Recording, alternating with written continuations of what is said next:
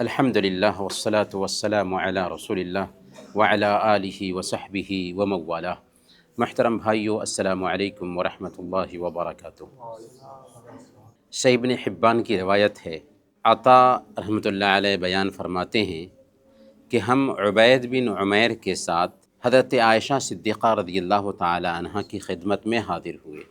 تو عبید بن عمیر نے حضرت عائشہ صدیقہ رضی اللہ تعالی عنہ سے گزارش کی، حدثینا بعجب شیء رأیتیہ فی رسول اللہ صلی اللہ علیہ وسلم، ام المؤمنین آپ ہمیں اللہ کے نبی صلی اللہ علیہ وسلم کی زندگی میں سے کوئی سبق آموز قصہ سنائیے، جس میں سبق ہو، میسیج ہو، پیغام ہو۔ حضرت عائشہ صدیقہ رضی اللہ تعالی عنہ نے جب سنا تو ان کی آنکھوں سے آنسو گرنے لگے۔ پھر کہا کہ ایک دن کی بات ہے، اللہ کے نبی صلی اللہ علیہ وسلم میرے پاس آئے اور مجھ سے کہا، یا عائشہ ذرینی اتعبد ربی، عائشہ مجھے اپنے رب کی عبادت کر لینے دو۔ چنانچہ اللہ کے نبی صلی اللہ علیہ وسلم نماز کے لیے کھڑے ہوئے اور رونا شروع کیا۔ اتنا روئے کہ دامن تر ہو گیا، پھر روئے،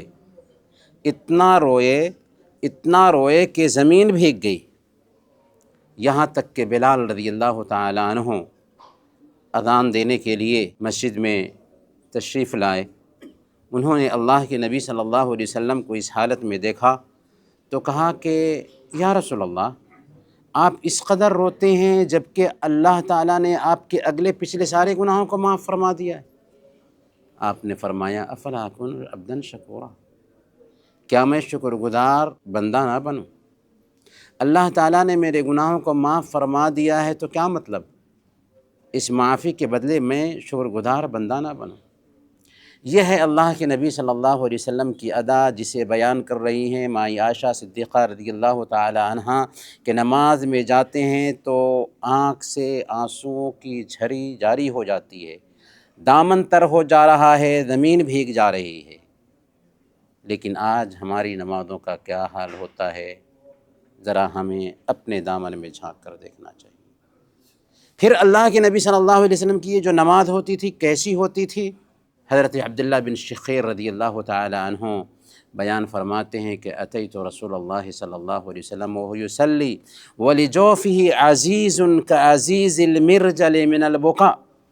میں آیا اللہ کے نبی صلی اللہ علیہ وسلم کے پاس، آپ نماز ادا کر رہے تھے، آپ کے رونے کی وجہ سے آپ کے سینے سے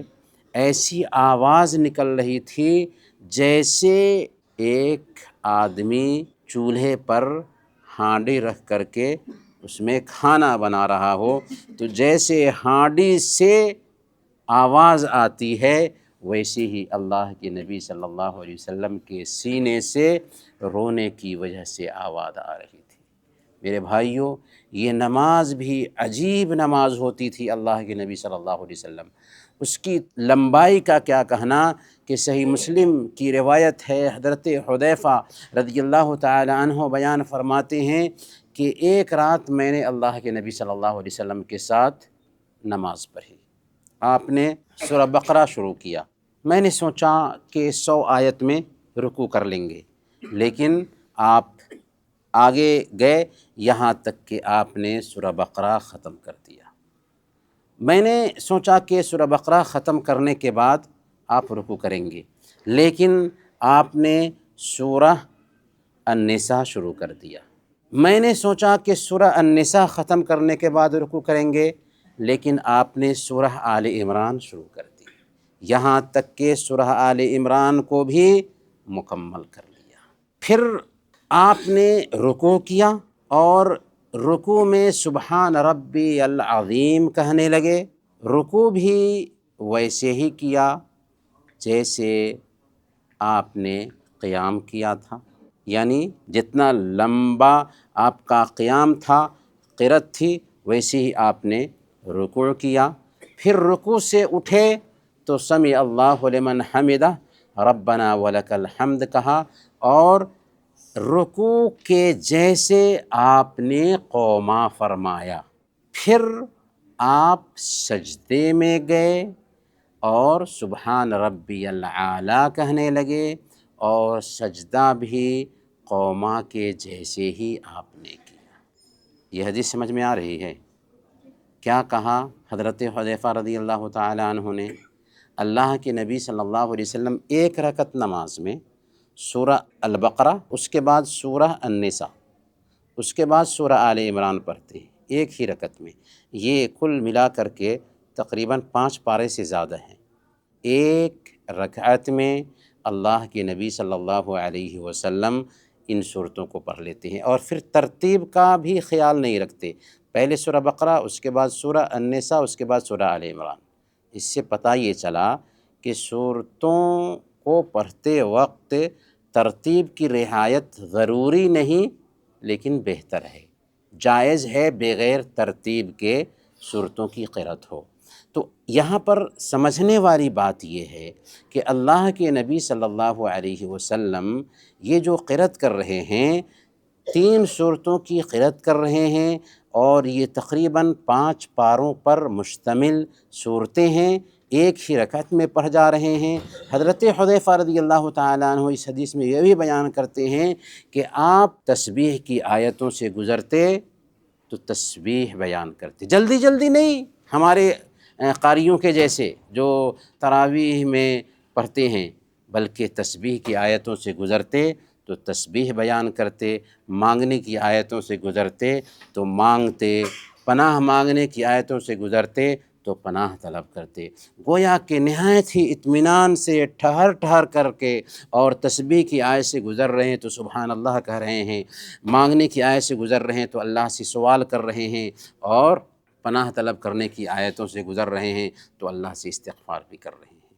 اس طریقے سے اللہ کے نبی صلی اللہ علیہ وسلم کی نمازیں ہوتی تھیں۔ اور صرف یہ اللہ کے نبی صلی اللہ علیہ وسلم کی نماز کی بات نہیں ہے، مائی عائشہ صدیقہ رضی اللہ تعالیٰ عنہ جو اللہ کے نبی صلی اللہ علیہ وسلم کا کردار نقل کرتی ہیں، ان کے بارے میں قاسم بن محمد، ان کے بھتیجے محمد بن ابوبکر کے بیٹے، وہ کہتے ہیں کہ ہمارا معمول تھا کہ ہم ہمیشہ حضرت عائشہ صدیقہ رضی اللہ تعالیٰ عنہ اپنی پھوپھی کی زیارت کرتے تھے، تو ایک دن زیارت کرنے کے لیے آئے تو دیکھا کہ مائی عائشہ صدیقہ رضی اللہ تعالی عنہ نماز میں ہیں اور ایک آیت کی تلاوت کر رہی ہیں، بار بار اسے ریپیٹ کر رہی ہیں، فمن اللہ علینا ووقانا عذاب السموم، فمن اللہ علینا ووقانا عذاب السموم، بار بار اسی آیت کو دہرا رہی ہیں۔ میں انتظار کرتا رہا کہ جب فارغ ہوں گی تو مل لوں گا پھر جاؤں گا، لیکن بہت لمبا وقت گزر گیا۔ میں نے سوچا کہ جاتا ہوں بازار سے لوٹ کر کے آؤں گا، سودا سلف خرید لوں گا، پھر آؤں گا تو پھوپھی سے مل لوں گا۔ بازار گیا، بازار سے ضرورت پوری کر کے آیا تو دیکھا کہ اسی آیت میں ہیں، بار بار وہی آیت دہرا رہی ہیں، فمن اللہ علینا ووقانا عذاب السموم۔ ایسے تھے اللہ والے، ایسے ان کی نمازیں ہوا کرتی تھیں۔ عمر بن عبدالعزیز، جن کو 5واں خلیفہ کہا جاتا ہے، بادشاہ ہیں، لیکن رات میں ان کی کیا حالت ہے کہ ایک رات تہجد کے لیے کھڑے ہوتے ہیں تو رونے لگتے ہیں، اور اس قدر روتے ہیں کہ ہچکیاں بندھ جاتی ہیں، باہر آواز جاتی ہے، سب لوگ پریشان ہو جاتے ہیں کہ امیر المومنین کو کیا ہو گیا، گھر کے لوگ پریشان ہیں، لیکن کسی کو ہمت نہیں ہوئی پوچھنے کی کہ کیا ہو گیا۔ صبح میں پوچھا گیا کہ کیا ہو گیا تھا، تو انہوں نے کہا کہ میں قرآن کریم کی تلاوت کر رہا تھا، جب اس آیت پر پہنچا فریق فی الجنہ و فریق فی السعیر، ایک جماعت جنت میں جائے گی، دوسری جماعت جہنم میں جائے گی، تو میں سوچا کہ پتہ نہیں میں کس جماعت میں ہوں، جنتی جماعت میں یا جہنمی جماعت میں، اس لیے میری ہچکیاں بندھ گئی، میں جذبات سے بے قابو ہو گیا۔ میرے بھائیو، یہ جو واقعات ہیں اصل میں سننے اور سنانے کا مقصد یہ ہے کہ آخر ان کی آنکھیں کیوں بہتی تھیں نمازوں میں، اس لیے کہ ان کے دل پر فکر آخرت طاری تھی۔ وہ دنیا میں جیتے تھے لیکن سوچتے تھے کہ پتہ نہیں کہ موت کب آ جائے، ہم اپنے رب کے پاس پہنچا دیے جائیں۔ لیکن آج یہ فکر آخرت کی کمی ہوتی ہے، جس کی وجہ سے ہماری آنکھیں نہیں بہتیں، دل نہیں پسیجتا، ضرورت ہے، خاص طور پر جب کہ ہم آخری عشرے سے گزر رہے ہیں، خود پر فکر آخرت طاری کریں۔ اللہ تعالیٰ سے دعا ہے کہ اللہ تعالیٰ ہم سب کو یہ راتیں نصیب فرمائیں۔ آمین و صلی اللہ علی نبینا محمد وعلی آلہ وصحبہ۔